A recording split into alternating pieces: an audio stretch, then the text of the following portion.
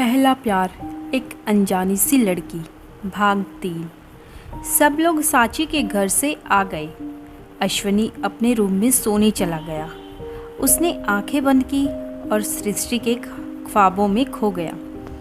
उधर साची ने अपने मम्मी पापा को बता दिया था कि अश्वनी की जॉब लग गई है, बस 1 साल की पढ़ाई बाकी है।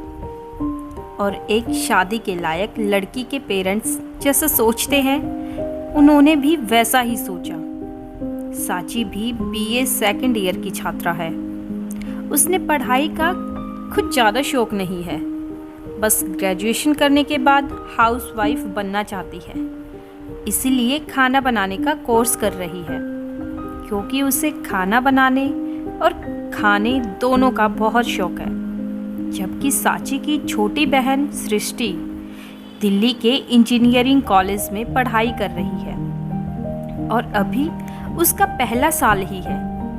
सृष्टि गर्मी की छुट्टी में घर आई है तो 2 बच्चों को ट्यूशन दे रही है और घर में होती है तो अपने कोर्स की पढ़ाई में लगी रहती है। आज भी खाना खाने के बाद पढ़ने बैठ गई और साची अपने मम्मी पापा के साथ बातें करते हुए खाना खा रही थी। अश्विनी को आए हुए 10 दिन हो गए थे। उसकी दोनों मौसी भी 2 दिन बाद जाने वाली है, क्योंकि वो पहले से आई हुई थी। आज साची तो नहीं आई, पर उसकी मम्मी आई थी और बहुत मान से अश्विनी और उसकी माँ को अपने घर आने को कहा। अब मधु जी को भी लगने लगा कि साची और अश्विनी के रिश्ते के लिए बातें करने के लिए बुला रही है, तो उन्हें एक बार अश्विनी से बात करना ज़रूरी लगा। इसीलिए वो अश्विनी के कमरे में गई, मगर अश्विनी वहाँ नहीं था। ये इतनी धूप में कहाँ चला गया? अभी वो सोच ही रही थी कि अश्विनी बाथरूम से कपड़े चेंज करके निकला। तू दोपहर 3 बजे नहा कर निकला है? जानता नहीं घमौरिया हो जाती है। क्या मम्मी, बच्चों की तरह डांट रही हो? और इतना कहकर फेस पर क्रीम लगाने के बाद परफ्यूम निकाला। अच्छा ठीक है, नहीं डांटती, पर इतना तैयार होकर कहाँ जा रहा है? अब अश्विनी ने भी सोचा कि मम्मी को बता देता हूँ। फिर उसने अपनी मम्मी का हाथ पकड़कर बेड पर बैठाया और खुद उसकी गोद में सर रखकर लेट गया और धीरे धीरे सारी बात बता दी। फिर कहा, पता है मॉम, मैं उसे ढूंढने शाम में जाता था और वो है कि दोपहर में ट्यूशन पढ़ाने जाती है। इसलिए अभी तैयार होकर जा रहा था कि शायद रास्ते में मिल जाए। अब उसके घर तो जा नहीं सकता। और मधु जी अश्विनी की बात सुनकर परेशान हो गई और उससे बताया, सबको लगता है कि तू साची को पसंद करता है, और आज तो उसके मम्मी इसके लिए मुझसे मिलने भी आई थी। और अश्विनी खुश हो गया। मॉम, तो आप उनसे मिलकर बता दो ना कि मैं साची को नहीं, सृष्टि से प्यार करता हूँ। सिंपल। बेटा, तुम बच्चों को हर चीज़ जितनी आसान लगती है, जिंदगी उतनी आसान नहीं होती। फिलहाल तो आज रात में तुम्हें मेरे साथ साची के घर चलना है, पर इतना समझ लो कि जब तक साची की शादी नहीं हो जाती, सृष्टि की शादी नहीं होगी। तो मॉम, हम वहाँ क्यों जा रहे हैं? और अश्विनी उदास हो गया था।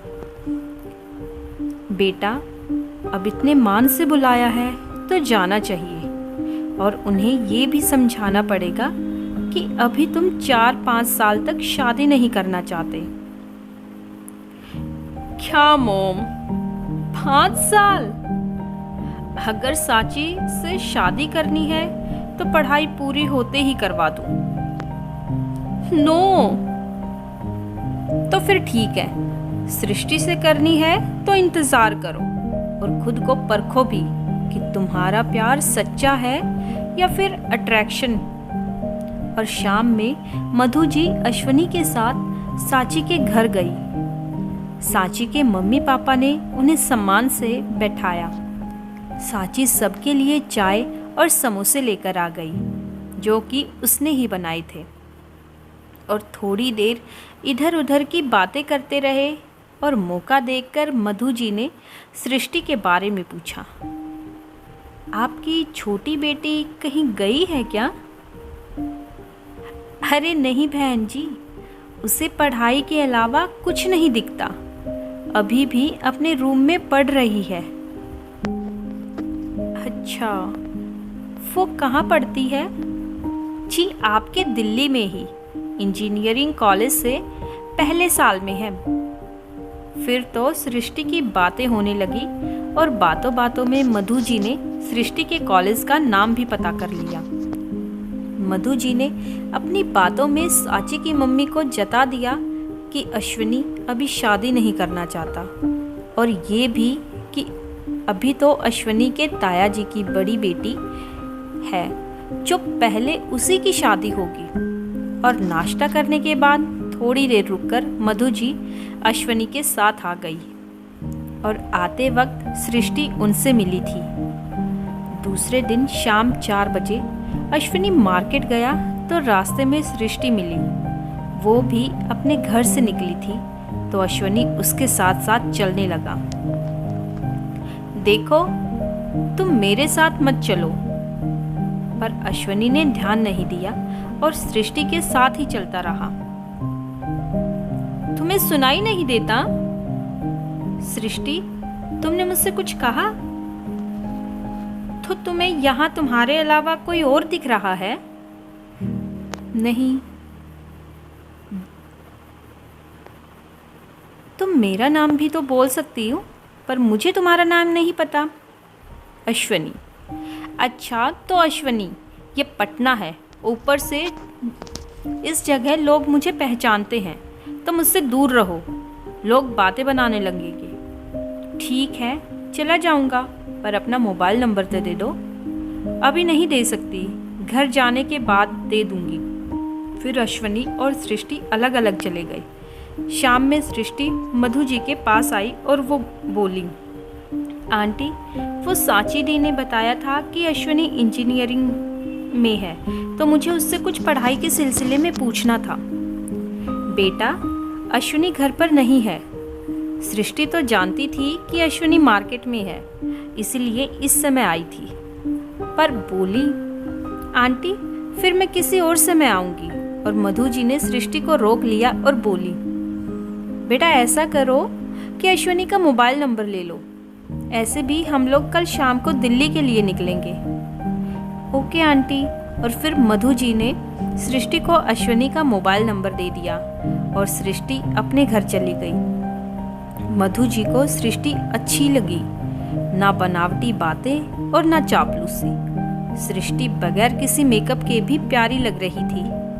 अश्विनी मार्केट में यूं ही घूम रहा था जब उसका मोबाइल बजा। अरे अभी तो बस 8 बजे हैं और मम्मी ने इतनी जल्दी फ़ोन किया।